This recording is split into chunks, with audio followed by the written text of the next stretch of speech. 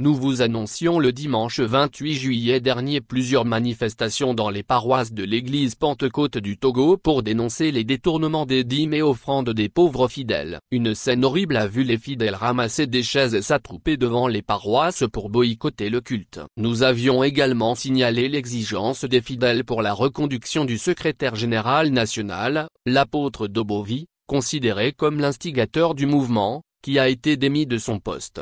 Ce dimanche 4 août 2024, alors que les fidèles s'apprêtaient à relancer la manifestation, l'église d'Apodoko-Est, temple du secrétaire général, a été encerclée par la police. Un scandale qui interroge sur l'éthique du ministère pastoral et qui viole le chapitre 1er de la charte de déontologie de conduite pastorale intitulée Fuyez le mal. Les fidèles, déterminés à aller au bout, ont engagé des discussions avec les agents de la police. Selon nos informations, ces agents ont été convaincus par les explications et ne comprennent pas pourquoi l'on tente d'étouffer les fidèles. Les manifestants, pour ne rien lâcher, sensibilisent afin d'éviter l'escalade de la violence. Nous avons dit aux jeunes, pas de violence, pas de casse et pas de lance de cailloux, nous informe un responsable de l'église sur les lieux.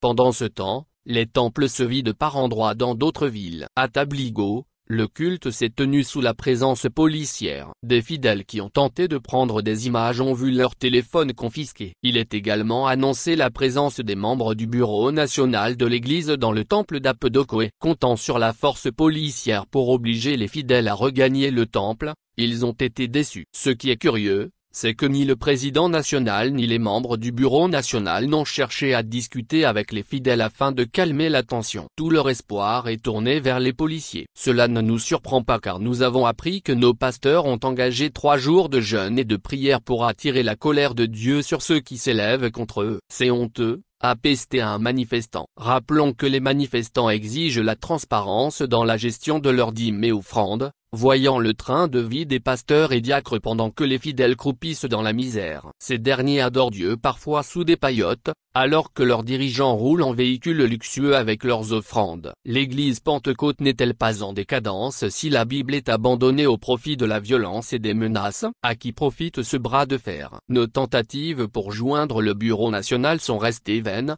et le SG, quant à lui, n'a pas décroché à nos appels ni répondu à nos messages.